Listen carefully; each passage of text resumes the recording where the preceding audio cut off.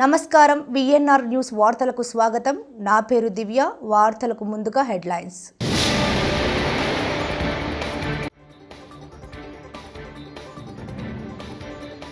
ప్రజాసేవకు పునరంకితం అవుతామని సంకల్పం చేస్తున్న చంద్రబాబు నాయుడు.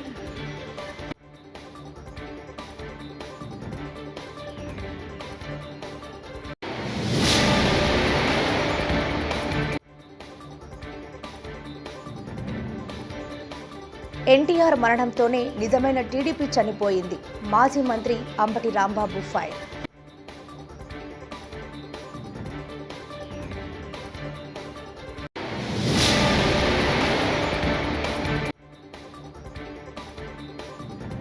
వివేక హత్య కేసు నిందితులను త్వరలోనే సినిమా కనిపిస్తుంది. ఎమ్మెల్యే ఆదినారాయణ రెడ్డి.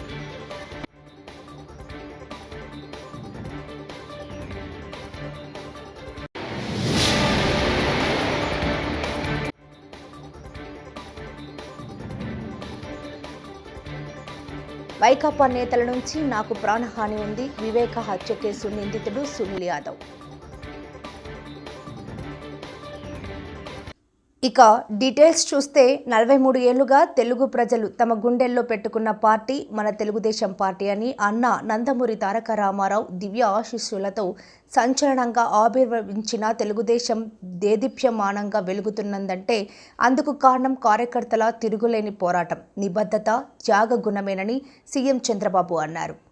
పీకపై కత్తి పెట్టిన జై తెలుగుదేశం నినాదం తప్ప వేరే మాట వినిపించని గొంతుగా ఉండే కార్యకర్తలు ఉన్న ఏకైక రాజకీయ పార్టీ తెలుగుదేశం అని అన్నారు.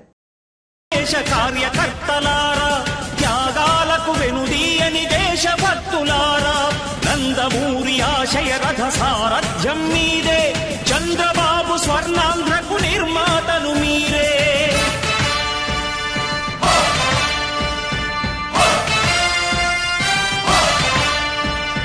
కదలి రండి తెలుగుదేశ కార్యకర్తలారా, త్యాగాలకు వెనుదీయని దేశభక్తులారా.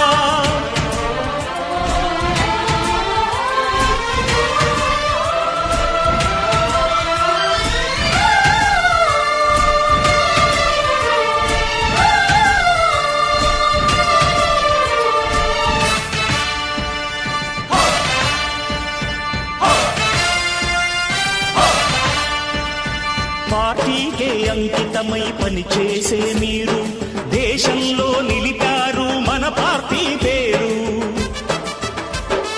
మారుమూల గ్రామమైన మహానగరమైన బాధ్యతతో క్రమశిక్షణతో మెలిగారు. ఆశయాలు పండించే జీవనదులు మీ సేవలు, మీరే మన రాష్ట్ర ప్రగతి సౌధానికి పునాదులు.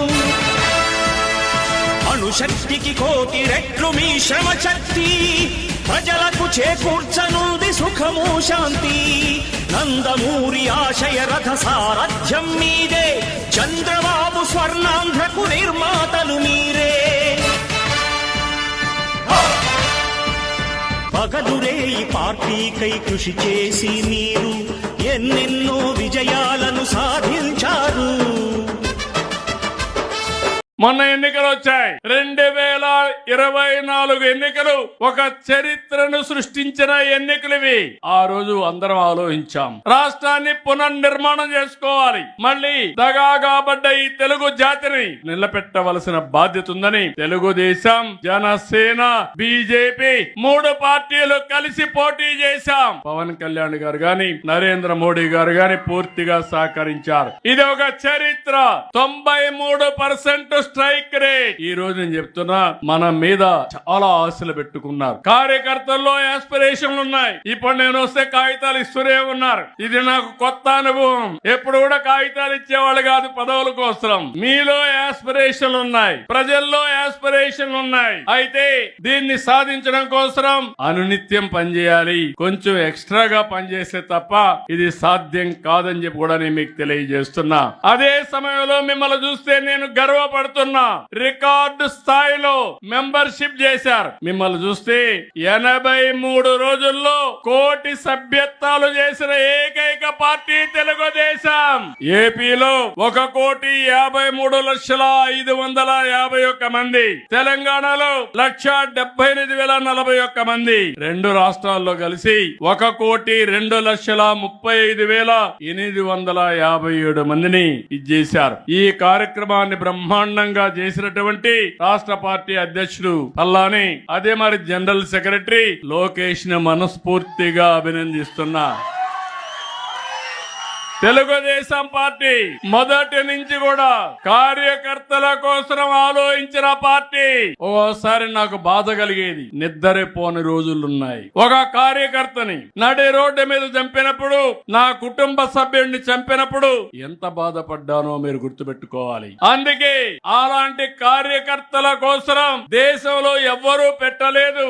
స్కూల్ పెట్టి ఆ పిల్లల్ని చదివించి మళ్ళీ వాళ్ళ తండ్రి ఉంటే తండ్రి లేని లోటు ఉండదేమో గాని నేను మాత్రం వాళ్ళ జీవితాలకు వెలుగు సాధించి పెట్టే వరకు వారికి అండగా ఉన్నానంటే అది తెలుగుదేశం పార్టీ. ఈ రోజు మీరు ఇక్కడికి వస్తున్నారు, వేరే రాజకీయ పార్టీలను చూస్తున్నారు. మీ బంధువుల ఇంటికో సొంత ఇంటికి వస్తే ఏ విధంగా ఆదరిస్తారో అలాంటి రిసెప్షన్ ఉండాలని ఈ రోజు ప్రారంభించలా. నేను ఎవరు వచ్చినా భోజనం చేయడం, కాఫీ తాగడం, సొంత ఇంటికి వస్తే ఏ విధంగా ఆదరణ చూపిస్తారో అలాంటి ఆదరణకు చూపించిన పార్టీ తెలుగుదేశం పార్టీ అని చెప్పి కూడా నేను మీకు తెలియజేస్తున్నా.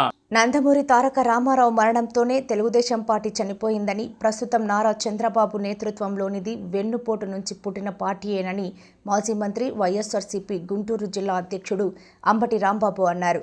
గుంటూరు వైఎస్ఆర్సీపీ కార్యాలయంలో ఆయన మీడియాతో మాట్లాడుతూ, తెలుగుదేశం పార్టీని ఎన్టీఆర్ స్థాపించినప్పుడు చంద్రబాబు ఎక్కడ ఉన్నాడో చెప్పాలని ప్రశ్నించారు. ప్రజలకు సేవ చేయాలనే ఉద్దేశంతో పుట్టినటువంటి పార్టీ అని, తెలుగు ప్రజలని ప్రపంచవ్యాపితంగా గుర్తింపు తీసుకురావడం కోసం పుట్టినటువంటి పార్టీ అని, దానితో పాటు చంద్రబాబు నాయుడు గారు ఇందాక చెప్తుంటే విన్నా, తెలుగుదేశం పార్టీ జెండాలో ఉన్నటువంటి ఆ చక్రం గురించి, ఆ గుడిసె గురించి, ఆ నాగలి గురించి, అవి దేన్ని సూచిస్తున్నాయో చెప్పేటటువంటి ఉపన్యాసం కూడా విన్నా. నిజంగా చాలామంది తెలియదు కానీ చరిత్ర మామూలు చరిత్ర కాదు. ఆయన చెప్పినటువంటి ఈ 3 గుర్తులు కలిగినటువంటి జెండా ఆవిష్కరించినప్పుడు 43 సంవత్సరాల క్రితం తెలుగుదేశం పార్టీ పుట్టినప్పుడు నందమూరి తారక రామారావు గారు ఆవేశంగా ఆశయంతో ప్రారంభించినప్పుడు అయ్యా చంద్రబాబు నాయుడు గారు ఎక్కడున్నారు? చాలామందికి తెలియదు పాపం, కుర్రోళ్ళకి ఎక్కడున్నారో తెలుసా?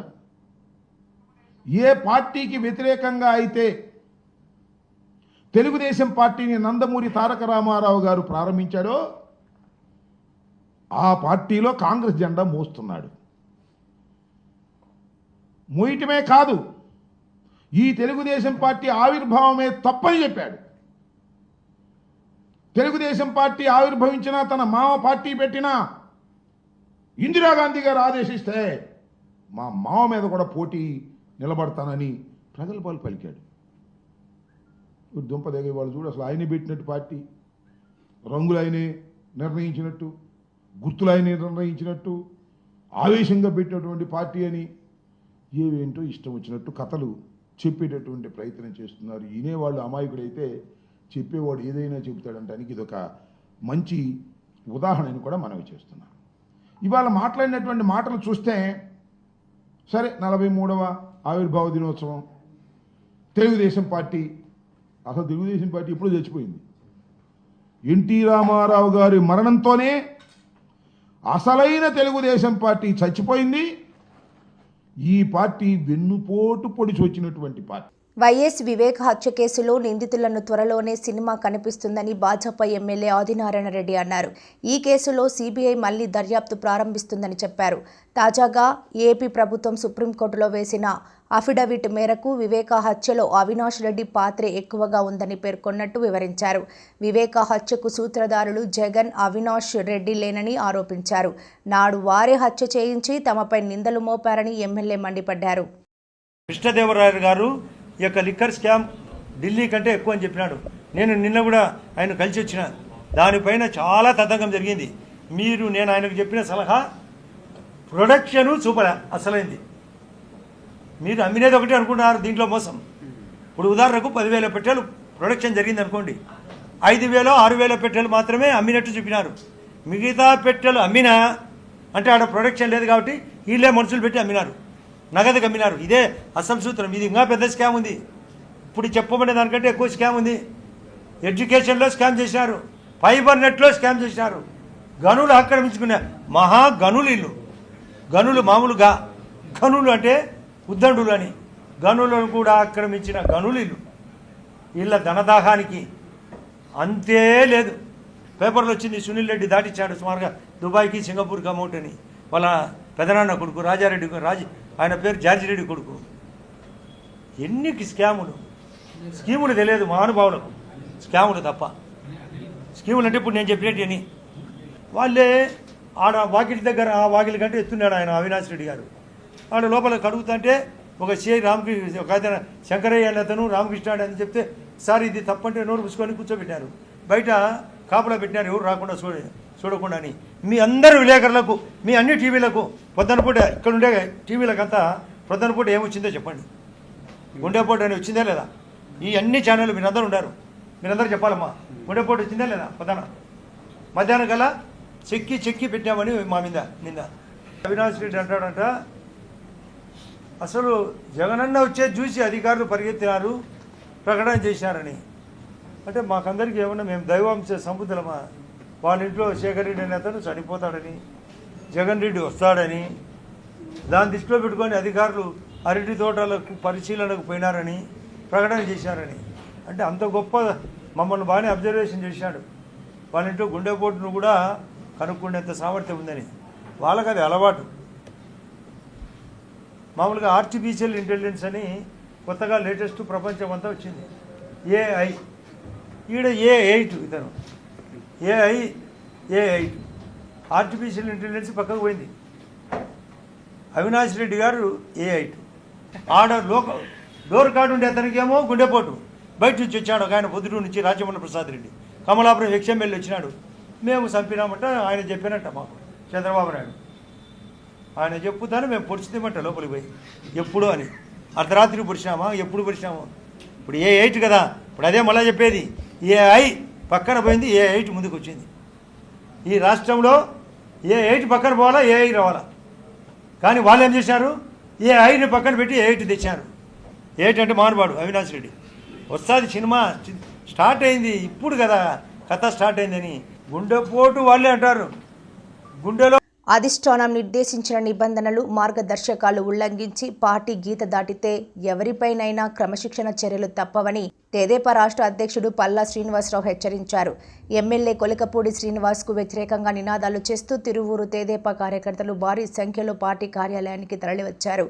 వారిని పల్లా శ్రీనివాసరావు సముదాయించారు. కార్యకర్తల అభిప్రాయాలను పార్టీ అధినేత సీఎం చంద్రబాబు, మంత్రి లోకేష్ దృష్టికి తీసుకువెళ్తానని ఆయన హామీ ఇచ్చారు.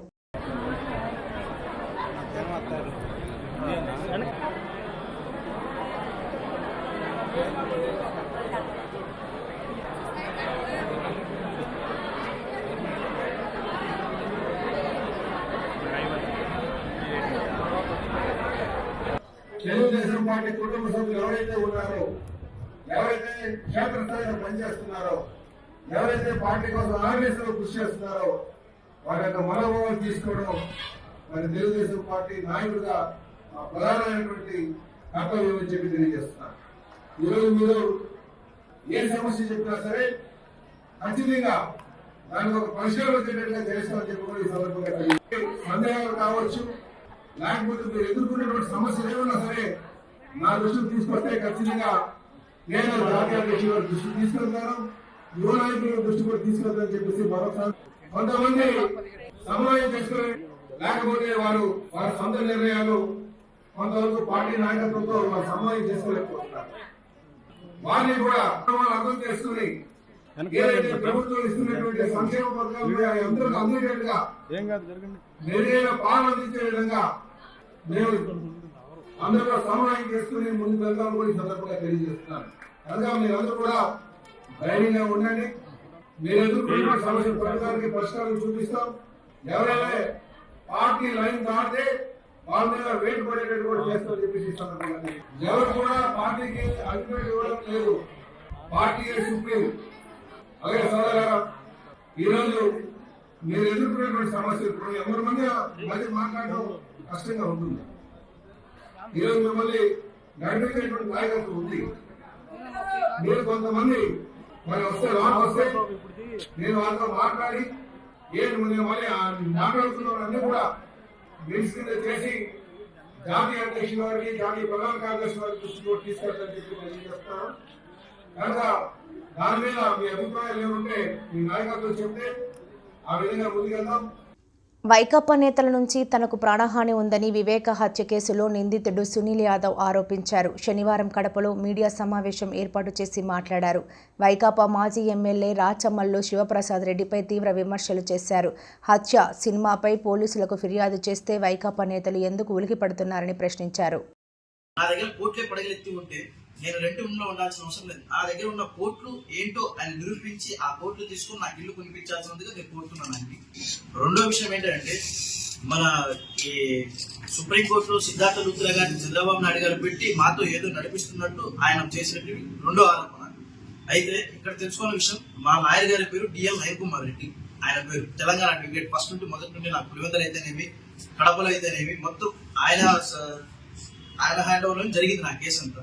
అయితే ఇట్లా సిద్ధార్థ లూత్రా అని చెప్పేసి నాకు రాజకీయ సిద్ధార్థ లూత్రా గారి పేరు చెప్పి రాజకీయ రంగు కూర్చున్నాడు ఆయన, రాజమౌళి శివప్రసాద్ రెడ్డి గారు. ఇక్కడ ఇద్దరే కనబడుతున్నారా? చార్జ్షీట్ ప్రకారంగా మాట్లాడుతున్నారు కదా.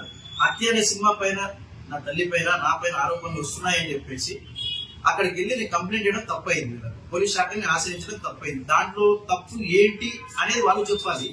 ఇప్పుడు నేను ప్రూఫ్స్ తో సహా నేను స్టేషన్ లో ప్రొవైడ్ చేసిందేనే వాళ్ళు కేసు కట్టడం జరిగింది. ఎంక్వైరీ జరుగుతుంది. ఆ ఎంక్వైరీలో అసలు విషయాలు, అసలు నిజాలు తెలుస్తాయి. ఈ హత్య సినిమా ఎవరు తీయించారు, దీని వెనకాల ఎవరు ఉన్నారు, దీని నలుగురు ఎందుకు హైలైట్ చేశారు, మిగతా నలుగురు గురించి ఎందుకు మాట్లాడలేదు, మిగతా నలుగురు పేర్లు కూడా చెప్తున్నాను. అవినాష్ రెడ్డి, భాస్కర్ రెడ్డి సారు, ఉదయ్ కుమార్ రెడ్డి, అవినాష్ రెడ్డి, భాస్కర్ రెడ్డి, ఉదయ్ కుమార్ రెడ్డి, శివశంకర్ రెడ్డి అన్న పేర్లు, వీళ్ళ పేర్లు ఎందుకు సినిమాలో చూపించలేదు? మరి వివేక సినిమా ఎగ్జాంపుల్ చూపిస్తున్నారు. అది చార్జ్షీట్ ప్రకారంగా సినిమా తీసారని చెప్పుకుంటున్నారు వాళ్ళు బయటికి. అక్కడ దాంట్లో మా తల్లి గారి గురించి కానీ, ఇంకోరి గురించి కానీ, ఆటోల గురించి మనోభావం లేదు కాబట్టి నేను దాని మీద యాక్షన్ తీసుకోలేదు. దాంట్లో ఉన్నట్టు చూపిస్తే దాని మీద కూడా తీసుకోవడానికి నేను రెడీ ఉన్నాను, కంప్లైంట్ చేయడానికి కూడా రెడీ ఉన్నాను. అయితే ఇట్లా ఒక పత్రికలో రాసి ఇంత పెద్ద సార్ట్స్ అన్ని రాశారు, లోపల ఉన్నంత కాలం రాశారు. ఇప్పుడు బయటకు వచ్చాం, మాతో ఏదైనా కానీ కూర్చొని మాట్లాడు, డైరెక్ట్ కూర్చొని మాట్లాడు. మా మీద ఆరోపణలు ఏంటి, నీ మీద ఆరోపణలు ఏంటి? రాజమౌళి శివప్రసాద్ రెడ్డి గారి గురించే మాట్లాడుతున్నా. మరి బీసీ నాయకుడిని మర్డర్ చేపించింది ఎవరు, దాని వెనకాల సూత్రధారులు ఎవరు? ఇది పొద్దుటూరు ప్రజలకు, కడప జిల్లా ప్రజలకు మొత్తం అందరికీ తెలుసు. మరి దాని గురించి మాట్లాడితే ఎక్కడ తలగా పెట్టుకుంటాడో ఆయన తెలియదు. 2 సార్లు శాసనసభ్యుడిగా ఎన్నికయ్యి ఇప్పుడు అవకాశం ఇలే పొద్దుటూరు. ఎందుకంటే కొత్త దాన్ని కోరుకున్నారు కాబట్టి పొద్దుటూరు ప్రజలు అతను డిలీట్ చేశారు, అక్కడి ఆ లిస్ట్ లో డిలీట్ చేశారు. ఆయన కూర్చొని ప్రెస్ మీట్లు పెట్టి దీని పరంగా హితూ పలకడం మంచిది కాదని చెప్తున్నా. వివేకం సార్ గురించి, వాళ్ళ సార్ వ్యవహార శైలి గురించి చాలా తప్పులు పడుతున్నాడు ఆయన. వివేకం సార్ చనిపోయేంత వరకు వైఎస్ఆర్సీపీ పార్టీకి వీర విధేయుడిగా ఉన్నాడు. ఆ పార్టీకి చెందినటువంటి వ్యక్తి వివేకానంద సార్. చనిపోయిన తర్వాత లేనిపోని అభాండాలు వేసి ఆయన్ను దిగజార్చిన పార్టీ వాళ్ళు రాజమౌళి శివప్రసాద్ రెడ్డి గారు. ఇది రెండోసారి ప్రెస్ మీట్. ఒకసారి డాక్టర్ షోరూమ్ లో మేము జైల్లో ఉన్నప్పుడు ఆయన డాక్టర్ షోరూమ్ ఓపెనింగ్ పోయి ఆయన రాజమౌళి శివప్రసాద్ రెడ్డి గారు ప్రెస్ మీట్ పెట్టి ఇలా మాట్లాడడం జరిగింది. అప్పుడు కూడా అన్నాం చేసింది నలుగురే. మరి ఇప్పుడు వాళ్ళ మాట వింటున్నారు కాబట్టి మిగతా 2 పేర్లు రావట్లేదు బయటికి. మొత్తం 8 మంది అయితే ఇప్పుడు 2 ఎందుకు ప్రధానంగా చూపిస్తున్నారు, టార్గెట్ చేస్తున్నారు. అందుకని ఈ రోజు చెప్తున్న వైఎస్ఆర్సీపీ పార్టీ వాళ్ళతో ప్రాణాలు ఉందని ఈ మీడియా ముఖంగా తెలియజేస్తున్నారు. ఇంకోటి లాయర్ ఓబులెడ్డి గారు ఆయన అంటున్నారు పులివెందుల పోలీసు వాళ్ళు ఆగమేఘాలుగా ఎఫ్ఐఆర్ కట్టాల్సిన అవసరం ఏముంది అంటే, నేను ప్రూఫ్ తో సహా వాళ్ళకి ఇస్తేనే వాళ్ళు దాన్ని ఎంక్వైరీ చేసి తర్వాత ఎఫ్ఐఆర్ చేయడం జరిగింది. కృష్ణా జిల్లాలోని ఆత్కూరు భూ కబ్జా కేసులో వైకాపా మాజీ ఎమ్మెల్యే వల్లభనేని వంశీని పోలీసులు ఒకరోజు కస్టడీకి తీసుకున్నారు. వైద్య పరీక్షల అనంతరం ఆయన్ను కంకిపాడు పిఎస్కు తరలించారు. ఈ కేసుకు సంబంధించి ఆయనను పోలీసులు ప్రశ్నిస్తున్నారు. ఆత్కూరు పోలీస్ స్టేషన్ పరిధిలో ఓ భూ వివాదానికి సంబంధించి శ్రీధర్ రెడ్డి అనే వ్యక్తి ఫిర్యాదుతో ఉంగుటూరు పోలీస్ స్టేషన్లో వంశీపై కేసు నమోదైంది. గన్నవరం తెదేపా కార్యాలయంపై దాడి కేసులో ప్రస్తుతం వంశీ విజయవాడ జైల్లో రిమాండ్ ఖైదీగా ఉన్నారు.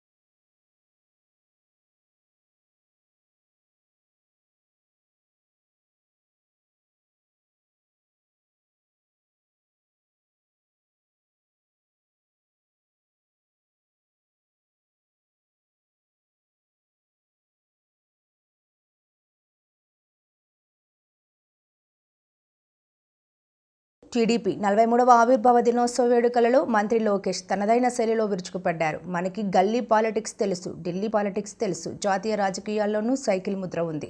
కేంద్ర ప్రభుత్వాలను శాసించే అవకాశం వచ్చినా ఎప్పుడూ స్వార్థానికి వాడుకోలేదు.